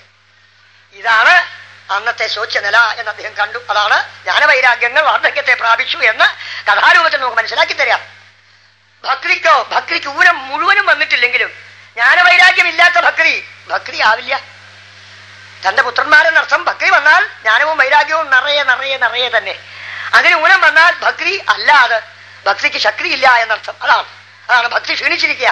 എങ്കിലും കലിയുഗത്തിൽ ഭക്തി ഉണ്ടാകും. അതാണ് ഭക്തിക്ക് ക്ഷീണം വന്നു, ഭക്തി തളർന്നു, വാർദ്ധക്യം പ്രാപിച്ചു എന്ന് പറഞ്ഞില്ല. കാരുണ്യം വിട്ടില്ല, പക്ഷേ പുത്രന്മാർ തകർന്നു. അപ്പൊ മഹർഷി സമാധാനിപ്പിച്ചു, പേടിക്കേണ്ട, ഭവതി ഭാഗ്യവതിയാണ്. ഭവതിയെ ലോകത്തിൽ ആര് തന്നെയും നിഷേധിച്ചാലും ഭക്തിയുടെ അവിടുത്തെ മഹാറാണിയായ സാക്ഷാൽ വൈകുണ്ഠന്റെ മഹാറാണിയായ ഭവതിയെ നിശ്ചയമായും ഭഗവാൻ അത്ര കണ്ട് സ്നേഹിച്ചിട്ടുണ്ട്. കാരണം ദ്രൗപതിയുടെ പരിത്രാത അതൊക്കെ ഭവതിയോടുള്ള സ്നേഹം കൊണ്ടല്ലേ. ദ്രൗപതിക്ക് എന്ത് യോഗ്യതയുള്ളത് മറ്റൊന്നുമില്ല, ഭവതിയെ ബഹുമാനിച്ചു തന്നെ. ഭക്തി ഉണ്ടായി ദ്രൗപതിക്ക്. എത്ര കശ്മലന്മാരാണെങ്കിലും അത്ര വലുതായ സാഹസം ചെയ്തെങ്കിലും അവിടെ ഭഗവാൻ രക്ഷിച്ചില്ലേ. അതുകൊണ്ട് ഭഗവാനെ സ്മരിച്ചോളൂ. പുത്രന്മാരുടെ കാര്യം ഞാനൊന്ന് നോക്കാം. വേദാന്തം മുഴുവൻ പറഞ്ഞു നോക്കി. വേദസ്വരൂപനായിരിക്കുന്ന ഭഗവാന്റെ അനേകങ്ങളാകുന്ന ഉപനിഷത്തുക്കൾ പാടി നോക്കി. കണ്ണുമിഴിക്ക പോലും ചെയ്തില്ല. സർവോപനിഷത്തോ ഗാമോ ദുഗ്ധ ഗോപാലനന്ദന പാർത്ഥോവത്സ സുധീർഭോക്താ ദുഗ്ധം ഗീതാ അമൃതം മഹൽ. അതൊന്ന് കേൾപ്പിച്ചാൽ ഇതിൽ നിന്ന് കിട്ടും വിചാരിച്ച് 18 അധ്യായം ഭാരത കുരുക്ഷേത്ര മധ്യത്തിൽ തന്നെ ഉത്തമശിഷ്യനായിരിക്കുന്ന അർജുനനെ ഉത്ഥിതനാക്കി തീർത്ത ഭഗവാന്റെ മധുരം അമൃതവാണി കേൾപ്പിച്ചു നോക്കി. കണ്ണുമിഴിക്കണില്ല. മഹർഷി കുറഞ്ഞു, ചിന്താതുരനായ ഇനി എന്ത് വേണം, ഇനി വേറൊരു മാർഗവും തന്റെ കണ്ണിൽ കിട്ടണില്ല. മനസ്സുകൊണ്ട് ചിന്തിച്ചിട്ട് ഇവരെ ഉദ്ധരിക്കാൻ ഒരു മാർഗവും ഇല്ലാണ്ടായല്ലോ ഈശ്വര എന്ന് വിചാരിച്ചപ്പോ സങ്കടപ്പെട്ടു. എങ്കിലും ഭക്തിയെ ധൈര്യപ്പെടുത്തി. ഞാൻ ഭഗവാന്റെ പേരിൽ ദാസൻ എന്ന് പറഞ്ഞ് നടക്കുകയാണ്. നാഹം ഞാൻ ഈ ശ്രീകൃഷ്ണദാസനല്ല. ഭവതിയുടെ പുത്രന്മാരെ ഉദ്ധരിക്കാത്ത പക്ഷം തപസ് ചെയ്തെങ്കിലും ഞാൻ അതിന്റെ മാർഗം കണ്ടുപിടിക്കും എന്ന് പറഞ്ഞപ്പോൾ ശരീരം കേട്ടു. അങ്ങ് വിഷമിക്കൊന്നും വേണ്ട, സജ്ജനങ്ങൾ അങ്ങക്ക് വേണ്ടത് പറഞ്ഞു തരും. സത്തായ തത്വത്തെ എപ്പോഴും പറഞ്ഞുകൊണ്ടിരിക്കുന്നവരായ സന്മാർഗരഥന്മാരായ സത്തുക്കൾ സജ്ജനങ്ങൾ അങ്ങക്ക് വേണ്ടത് പറഞ്ഞു തരും എന്ന് കേട്ടു. സമാധാനം. പക്ഷെ സമാധാനമായെങ്കിലും പെട്ടെന്ന് സമാധാനം ആയില്ല.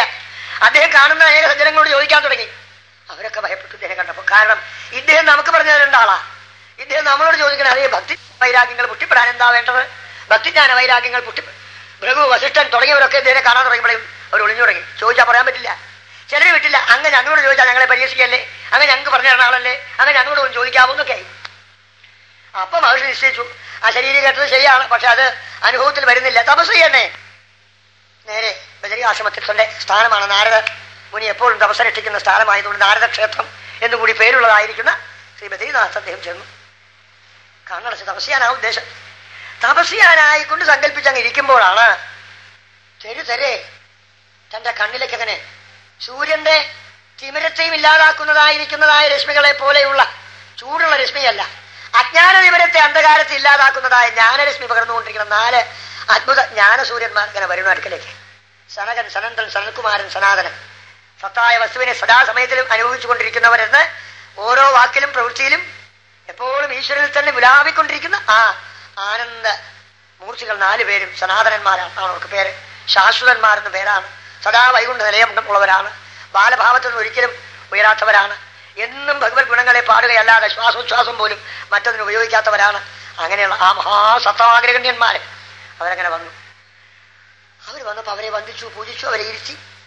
അപ്പൊ അവര് ചോദിച്ചു, എന്തേ മഹർഷേ, അങ്ങക്ക് ഇങ്ങനെ ഒരു വിഷാദം വരാൻ ന്യായമില്ലല്ലോ, അങ്ങ് സ്വതവേ സന്തുഷ്ടനാണല്ലോ.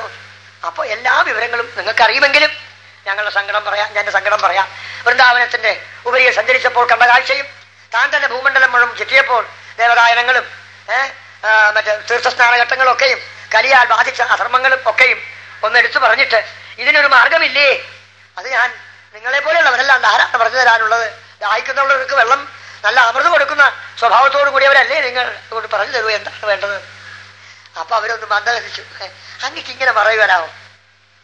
അങ്ങക്ക് മറവി വന്നിരിക്കുകയാണ്.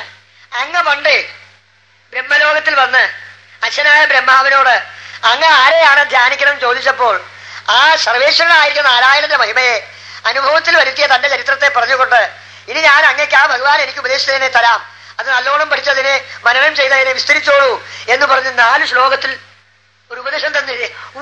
ഭാഗവത മൂലം, ആ ഭാഗവത മൂലം, ആ ജ്ഞാനസ്വരൂപനായ ഭഗവാന്റെ ഹൃദയം നിറഞ്ഞതായ തത്വം, ആ ചതുശ്ലോകി ഭാഗവതം, അതങ്ങ് വന്ന് വ്യാസനോടൊന്ന് വർണ്ണിക്കണ്ടായില്ലേ പണ്ട് ഇവിടെ തന്നെ? എന്നിട്ട് അദ്ദേഹം ഒരു പുരാണം എഴുതിയെന്ന് അങ്ങ് കേട്ടിട്ടില്ലേ? ഉണ്ട്. അതിന് ഭാഗവതം ഒന്ന് പേരാണെന്ന് അങ്ങക്ക് അറിഞ്ഞൂടെ? അറിയാം. അത് 7 ദിവസം അങ്ങോട്ട് പാടാൻ സാധിച്ച അവിടെ പിന്നെ ഭക്തിയും ജ്ഞാനവും വൈരാഗ്യവും വന്നിട്ട് കളിക്കായി. അപ്പട്ടെ ഇവിടെ എവിടെ നോക്കിയാലും ഭക്തി, എവിടെ നോക്കിയാലും ഞാൻ, എവിടെ നോക്കിയാലും വൈരാഗ്യം. അങ്ങനെ ഭക്തിജ്ഞാന വൈരാഗ്യങ്ങൾ അങ്ങനെ താളമേളങ്ങളോട് കൂടിയിട്ട് രസിച്ച് കളിച്ച് ആനന്ദ നൃത്തം ചെയ്യുന്നത് കാണണ്ടേ? ആ ഭാഗവതം 7 ദിവസമായിട്ട് ഇവിടെ നടത്തൂ സപ്താഹമായിട്ട്. എന്തിനാ 7 ദിവസം? അതോ കലിയുഗമല്ലേ, ആയുസ് വളരെ കുറവ്, ബുദ്ധി അതിലും കുറവ്, സമയനിഷ്ഠ അതിനേക്കാൾ അധികം നിർബന്ധം. 7 മണി കഴിഞ്ഞാൽ ഞങ്ങൾക്ക് പോകണം, 6:45 പോകണം, ഇപ്പൊ മണി 8 വീട്ടിലേക്ക് എത്തണ്ടേ. ഇങ്ങനെ ഘടികാരം കയ്യിൽ വെച്ചുകൊണ്ട് സമയത്തെ എപ്പോഴും അവരുടെ ജീവിതത്തിൽ അങ്ങനെ എപ്പോഴും ആ സമയമാണ്, കാലമാണ് കൊണ്ടുപോകുന്നത് ആയുസ് എന്ന് മറന്ന് സമയത്തിനുള്ളിൽ ഓരോരോ കാര്യങ്ങളെയും ചെയ്യുന്നതിൽ എപ്പോഴും വ്യാപൃതന്മാരായിരിക്കുന്ന കർമ്മം തന്നെ കർമ്മമായിരിക്കുന്ന കലിയുഗത്തിലെ ജനങ്ങൾക്ക് ഒരു 7 ദിവസമെങ്കിലും അവരെ പിടിച്ചിരുത്താൻ പറ്റുമെങ്കിൽ അതിനാൽ അവർ പരിശുദ്ധന്മാരായി തീർന്ന് പരിപൂർണ മന ശാന്തിയെ അടഞ്ഞ് അവർ ധർമാർത്ഥ കാമ മോക്ഷങ്ങൾക്ക് പൂർണ്ണ അധികാരികളായി തീരും. നാരദ മഹർഷി, അത് അത്ര ശക്തിയുണ്ടോ എന്ന് എനിക്കൊരു സംശയം. അതുകൊണ്ട് ചോദിക്കുകയാണ്. ഈ തത്വങ്ങളൊക്കെ ഞാൻ വേദാന്തങ്ങളും ഉപനിഷത്തുകളൊക്കെ പാടിയിട്ടുണ്ടല്ലോ, അതിലില്ലേ? അതൊക്കെ പറഞ്ഞു കൊടുത്തപ്പോ കണ്ണുപോലും അവർ മിഴിച്ചില്ലാന്നു. അപ്പൊ ചിരിച്ചുകൊണ്ട് പറഞ്ഞു, അത് അങ്ങക്ക് അറിയാഞ്ഞല്ല, ഞങ്ങളത് പറയുമ്പോൾ എനിക്ക് മനസ്സിലാവും. ഒരു വസ്തുവിൽ നിന്ന് മറ്റൊരു വസ്തു ഉദ്ഭവിച്ചു കഴിഞ്ഞാൽ ആ വസ്തുവും ഈ ഉദ്ഭവിച്ച വസ്തുവും തമ്മിൽ ബന്ധം ഉദ്ഭവസ്ഥാനത്തിലുണ്ടെങ്കിലും അവസാനത്തിൽ അതിന്റെ ഫലത്തിൽ വ്യത്യസ്തമായിട്ട് കാണാൻ സാധിക്കുന്ന പല കാര്യങ്ങളും ലോകത്തിലില്ലേ? നല്ല നെയ്യ് വളരെ വേണ്ടതാ, കുറച്ചു ദിവസം സൂക്ഷിക്കുകയും ചെയ്യാം. രോഗശാന്തിക്കും സ്വാദിനും ദേവന്മാർക്കും പ്രിയമാണത്. അത് എവിടുന്നാ ഉണ്ടാവുന്നത്? ഇന്ന് കറന്നെടുത്താൽ നാളെ കാലത്താകുമ്പോൾ നാറി തെങ്ങിന്റെ കടക്കൽ ഒഴിക്കേണ്ട പാല് അതിനല്ലേ അത് ഉണ്ടാവണത്. അപ്പോ ഏറ്റവും വേഗം നികൃഷ്ടമാവുന്നതും ഏറ്റവും അധികം ദ്രവത്തിൽ ഒഴുകിക്കൊണ്ടിരിക്കുന്നതും ഇങ്ങനെയുള്ളതായിരിക്കുന്ന ആ പാലിൽ നിന്ന് അതിൽ നിന്ന് എടുക്കേണ്ട നെയ്യ് അങ്ങനെ എടുത്തു കഴിഞ്ഞപ്പോഴോ അത് എടുക്കേണ്ട പോലെ എടുത്തപ്പോൾ പാലായിട്ട് ഒരു ബന്ധമില്ലാണ്ടായി. പാലിലില്ലാത്ത നിരവധി വൈശിഷ്ട്യങ്ങൾ ഇതിനുണ്ടാവുകയും ചെയ്തു. എങ്ങനെ ഇരിക്കണു? അത് ശരി, പാല് തൈരാക്കി, തൈര് കടഞ്ഞെടുത്ത് വെണ്ണയുണ്ടാക്കി, വെണ്ണയെ നല്ലപോലെ അടുപ്പത്ത് വെച്ച് ഉരുളിയിൽ അടുപ്പത്ത് അങ്ങനെ വെച്ച് ചൂട് പിടിപ്പിച്ച് അതിനെ ഒരു പാകത്തിൽ എത്തിച്ച് ശേഷം താഴെ ഇറക്കി വെച്ച് അത് ആറി കഴിയുമ്പോൾ അരിച്ച് ഒരു കുപ്പിക്കകത്താക്കി വെച്ചാൽ അയ്യ നാക്കിൽ രുചി. ഇപ്പൊ പറയുമ്പോ തന്നെ എനിക്ക് പുതിയാവുള്ളൂ. അത്ര സ്വാദ് അല്ലേ? അതാ ഈ നെയ്യും ഈ പാലും പോലെ. അതുപോലെ ഏതോ ആറന്മുളയോ തിരുവല്ലായാലോ അതിന്റെ അങ്ങേപ്പുറത്തുള്ളതായിരിക്കുന്ന ചളിക്കണ്ടം, അതിങ്ങനെ ഉണ്ടായിട്ടുള്ളതായിരിക്കുന്ന കരിമ്പൻ മുഴുവൻ ചളിയാ. ഇറങ്ങിയാൽ മുട്ടിന് താഴെ ചളിയാ. അങ്ങനെയുള്ള ചളിക്കണ്ടത്തിലാവന്റെ വളർച്ച. ഇലകൾ കമ്പുകൾ ഇതങ്ങനെ തഴച്ചു നിൽക്കും. 6-7 മാസം കഴിയുമ്പോൾ കൃഷിക്കാർ വന്ന് അതിനെ വെട്ടിയെടുക്കും. ഇലയൊക്കെ കളയും, കമ്പുകളൊക്കെ കളയും. നല്ല ഒന്നാമത്തെ ചക്കിൽ കൊണ്ടിട്ടൊക്കെ ഞെക്കും. അതിൽ നിന്ന് അങ്ങനെ പിഴിഞ്ഞ് അതിന്റെ ചാറങ്ങനെ ഒഴുകി വരും. എന്നിട്ട് അതിനെ നല്ല ഇരുമ്പ് ചട്ടിയിൽ പാകപ്പെടുത്തി തീ കൊണ്ട് അതിനെ തിളപ്പിച്ച് അതിനെ ഒരു ഭാഗം വരെ എത്തിക്കും. അത് കഴിഞ്ഞാൽ വാങ്ങി അവിടെ വയ്ക്കും. 2 ദിവസം കഴിയുമ്പോൾ അതെടുത്തങ്ങനെ ഉരുട്ടും. ഒന്നാന്തരം കോട്ടയം ശർക്കര, കളയാനൊന്നുമില്ല. കിട്ടിയ അപ്പം നാക്കിൽ മധുരം, പിന്നെയും കുറച്ചുകൂടി ആയിക്കോട്ടെ, എന്ന് തിന്നാൻ എന്ത് അതായില്ലേ? ഇതുപോലെയാണ്. അപ്പോ കരിമ്പിൽ നിന്ന് ശർക്കര ഉണ്ടായതും കരിമ്പായിട്ട് ബന്ധമില്ലേ? പക്ഷെ കരിമ്പിൽ നിന്ന് വന്ന ശർക്കരയായപ്പോൾ കരിമ്പായിട്ടുള്ള ബന്ധമൊക്കെ വിട്ടു. അതിനേക്കാളും അതിന്റെ പരിണാമത്തിൽ കൂടി അതിനേക്കാളത് പരിശുദ്ധവും പരമമാകുന്ന സ്വാദിഷ്ടമായ വസ്തുവുമായി മാറിയതുപോലെയാണ് വേദ ഇതിഹാസ സാരം സമുദ്രം. അതാണ് ഭാഗവതം. അപ്പൊ മഹർഷിക്ക് നല്ല ധൈര്യമായി, സന്തോഷമായി. എന്നാലേ ഈ ഭാഗവതം 7 ദിവസം നടത്തണമെന്ന് പറഞ്ഞല്ലോ, അത് എങ്ങനെ എപ്പോൾ എവിടെ എന്നുള്ളതൊന്നും അറിയില്ല. അവിടുന്ന് തന്നെ നിങ്ങൾ തന്നെ അതിന് വേണ്ടതായിരിക്കുന്ന സ്ഥാനം കണ്ടുപിടിച്ച് 7 ദിവസമായി അത് നടത്തിയാൽ കൊള്ളാം. ആദ്യത്തെ സപ്താഹമാണ്.